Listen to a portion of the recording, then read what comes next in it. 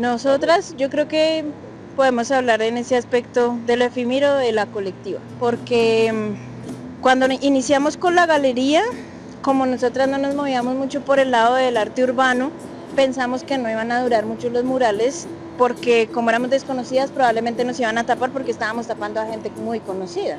Y pues muchos se estuvieron preguntando como quiénes somos, entonces digamos que desde el principio nosotras asumimos que lo que íbamos a hacer muy probablemente podía ser un ejercicio efímero, que podría ser una cuestión de estarse disputando un espacio, que en realidad se volvió así, pero no con los actores que pensamos originalmente, que eran, digamos, de las personas del gremio de arte urbano, sino que empezó a ser efímero después de 2 años por los grupos de ultraderecha, ultracatólicos, que empezaron a censurarnos, y ha sido efímero es a través de la censura porque hacemos ese arte político. Entonces, claro, el registro se volvió para nosotras algo supremamente importante y es como una de las directrices que tenemos cada vez que hacemos algo, como estar haciendo registro del proceso, estar haciendo el registro también final tan pronto lo finalizamos, porque es muy rápido que llegan a censurarnos. Con un mural nos pasó que la primera intervención no alcanzamos a hacer el registro como a los poquitos días que terminamos, día siguiente y eso, sino que nos demoramos 2 semanas y ya nos habían alcanzado a dañar una parte de uno de los murales. Entonces fue como, bueno, eso se pintó de otra manera, no quedó, ese pedacito se borró de la memoria porque no lo alcanzamos a registrar, pero de ahí fue el aprendizaje, no podemos esperarnos, hay que hacer ese proceso de registro. Y pues técnicamente nos hemos enfocado mucho en la fotografía, pero también hacemos registro audiovisual, digamos, de video, porque a la final lo que sobrevive de nuestro trabajo son esos registros. Entonces, si queremos hacer una exposición de lo que ha sido la galería feminista, pues necesitamos exponer las fotografías de lo que se ha hecho, porque nos han censurado constantemente y ya no está lo que se ha pintado, ¿sí? Un proceso de supervivencia de la memoria del ejercicio político que hacemos, de las personas que hemos retratado también, que en su mayoría pues son articuladas con personas víctimas, o sea, digamos con las familias de las personas que hemos representado, o pues en la mayoría de los casos, porque en el caso de Bartolina Sisa pues no ha sido posible identificar, pero digamos con las personas más contemporáneas sí tratamos de que siempre esté vinculado con las comunidades y con las personas familiares de esas personas retratadas. Como que nos encontramos, hablamos sobre la persona que vamos a retratar, cómo quiere ser representada o cómo les gustaría, ¿sí? Y cuál es esa importancia, como que quieren destacar ellos para representar a esa persona. Pero son encuentros en donde no hacemos registro de audio ni nada, ¿sí? Es como de las personas, digamos, mujeres, personas LGBTIQ+, mujeres trans, o sea, como de diversidades sexuales y mujeres, porque digamos que por no ser hombres siempre estamos más borradas de la historia. Entonces es un ejercicio de aparecer en la historia, y de esa medida la censura nos quiere impedir que estemos en la historia y que estén esos personajes en la historia, y por eso también ese proceso de memoria. Estamos pensando, digamos, proyectando para sacar algunas publicaciones con las memorias de la colectiva, las memorias de la galería, para mostrar esos personajes que han estado allí y hacerle aún más de lo que hemos logrado, ¿sí? Hasta ahora, para que se conozcan. Hay muchas historias importantes allí. Nosotras y nosotros como colectiva feminista, pues vemos la historia también y la leemos desde esos lugares, o sea, leemos que ha sido construida y escrita desde lugares hegemónicos, masculinos, machistas, patriarcales, donde se han apropiado de la historia de muchas mujeres para título de hombres también, y pues sabemos que si nosotras mismas no somos actoras que escribamos nuestra historia y escribamos la historia de las mujeres y mostremos, pues eso no va a pasar, de parte del establecimiento, de parte de la academia, de la historia, como de esas entidades.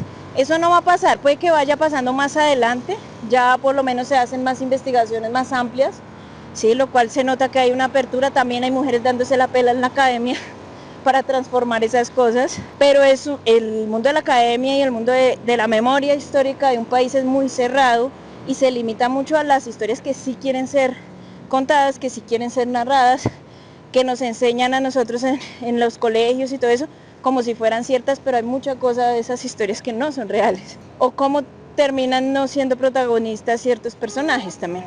Nuestra lectura es desde esos lugares, hay que hacer como una especie de historia feminista, por decirlo así, o una visión de la historia desde los feminismos, que es darle lugar a todas las personas disidentes de género, mujeres que hemos actuado y que hemos aportado muchísimo en la historia, que realmente muchas cosas no se habrían podido sostener sin las mujeres. Entonces, es una deconstrucción de esos procesos históricos, de esos pilares sobre los que se basa los parámetros de la historia, sobre los que se basan esas construcciones de discursos. Entonces es generar nuevos discursos, ¿sí? Y además en base a nuestras propias investigaciones. La mayoría de personajes que tenemos que son más históricos, pues son parte de nuestras investigaciones, como Bartolina Sisa, como Casilda Cundumí, como Betsabe Espinal, que yo siento que a partir de que empezamos a mover y pintamos a Betsabe en la galería, han visibilizado y han hablado otras colectividades también de Betsabe, ¿sí? Entonces sí ha servido para que se vayan animando también otras personas a dar a conocer esas historias y esos personajes. Entonces están tanto los registros de los procesos, tanto de las pintas como de las tomas culturales, como el registro de los resultados finales en cuanto a los murales. Entonces el registro final de los murales. Entonces, claro, facilita el proceso de archivo y de registro que sea digital, porque también la información cabe en espacios más pequeños, físicamente más pequeños, y ayuda a potenciar la difusión, que también sirve para, de cierta manera, como gestionar recursos para seguir haciendo este mismo proceso. Sí, aunque estamos como en ese proceso de lograr que la red nos funcione como de manera mucho más fuerte para financiar, para autofinanciarnos a través del mismo ejercicio. Creo que sí, muchas veces hacemos como dos procesos de registro. O sea, una cosa es el registro que se hace para poder hacer difusión en redes sociales, que lo hacemos a través de dispositivos de celulares, para que sean también archivos más ligeros, digamos más aptos para mover más fácilmente en redes. Y el registro ya, digamos, para archivo, para sacar impresiones o cosas así, que son los archivos con cámara ya más pro, que son de tamaño grande, digamos, fotografías de alta calidad, pues para que podamos sacar una ampliación de un mural en una fotografía grande, pues sí. ¿Cómo se pueden mostrar murales? Sí, pues sí, se puede en una revista mostrar, pero ¿cómo se puede mostrar en una exposición murales que ya han sido censurados y que se vea también la magnitud del ejercicio, ¿no? Que es pues haciendo ampliaciones grandes. Entonces en eso, digamos, ese registro también tiene que ver con esas funciones que les queremos dedicar a esos elementos que se registran. El proceso, digamos, de investigación tiene que ver mucho en articularnos con personas y organizaciones también. Por ejemplo, cuando quisimos pintar a mujeres trans fue hablar con los procesos de comunidades de mujeres trans, como la red comunitaria trans, y también con personas relativamente cercanas a la Fundación GAT, pues para preguntar cuáles son esos referentes que como comunidad tienen, porque no es desde nuestro lugar que nosotras definamos cuáles son esos referentes de cada proceso, sino tratar de vincularnos y saber. Entonces, en esos encuentros pues hemos participado, tanto organizado como participado en diferentes encuentros, y en muchos de ellos empezamos a preguntar cuáles son esas memorias, cuáles son esas mujeres, cuáles son esos personajes que quisieran destacar en diferentes espacios. Entonces en mujeres lesbianas, por ejemplo, también a quiénes. Y entonces se encuentra uno a Gena Rodríguez, que fue una artista escultora muy importante, que es la que hizo la figura de Jorge Eliezer, que está allí en la 26, fue la escultora que hizo eso, y tiene piezas muy importantes y está totalmente borrada de la historia, siendo una de las primeras directoras del Museo Nacional, siendo una de las mujeres lesbianas que abiertamente, digamos, decidió ser lesbiana y que definió muchas cosas de la política de cultura acá en Colombia y en Bogotá, ¿sí? Entonces, ¿Por qué ella no aparece en ningún registro de nada? Porque el Museo Nacional tiene apenas un segmentito ahí donde hay un par de esculturas de ella, pero no la mencionan desde la importancia que está. Mencionan a la siguiente persona que llegó, que fue ya una mujer heterosexual. Sí, o sea, hay unas discriminaciones también allí por condiciones de género y otras cosas que la historia va borrando. Entonces, este espacio nosotras decidimos empezarlo a activar porque es uno de los lugares más inseguros para mujeres en Bogotá, el lugar más inseguro para mujeres en Teusaquillo. Este lugar era uno de los lugares que estaba priorizado para hacer, digamos, diferentes acciones, para precisamente movilizar a las instituciones que respondan frente a esas situaciones que se presentan acá. La cosa de violencia de género acá es tenaz.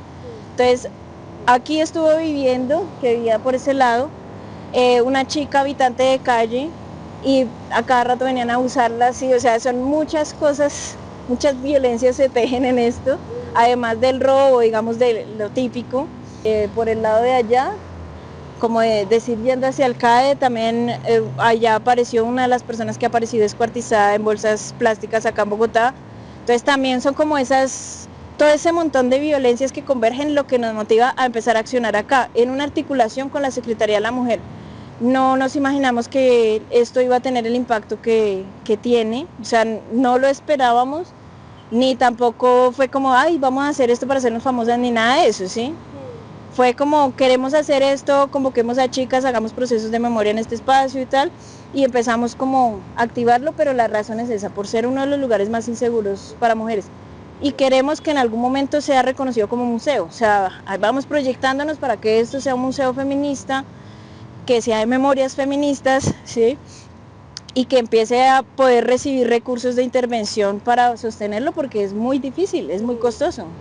Y también lo otro es cómo esto puede ser investigado a futuro, o sea, cuando ya no estemos acá, esos registros de lo que hacemos, seguramente van a venir otras personas a hacer investigación de lo que se ha hecho, de por qué se ha hecho, y en esa medida nos parece importante, o sea, no hay, y hay procesos de memoria sobre esas luchas feministas, no hay nada que vincule el arte feminista, ¿sí?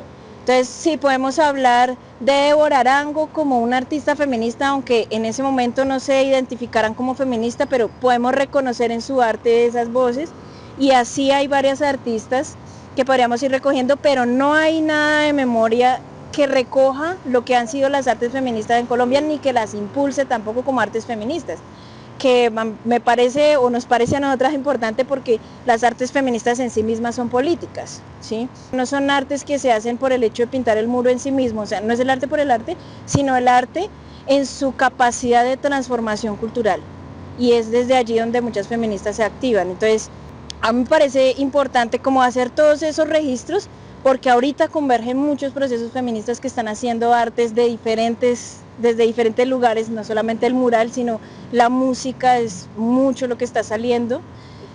El tejido, sí, digamos, hay varias cosas, y eso va a marcar cosas a futuro con toda seguridad, pues ya lo está marcando en este momento. Entonces tener registro ahora va a permitir en el futuro también analizar este momento histórico desde el otro lugar.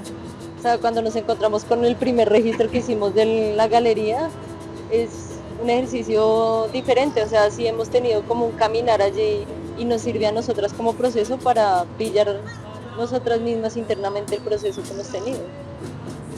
Sí, y en esa medida hemos mejorado nuestros procesos de registro también. Ajá. Por ejemplo, el hecho ya de empezar a organizarlo cronológicamente, ¿sí? Son mejoras que hemos hecho.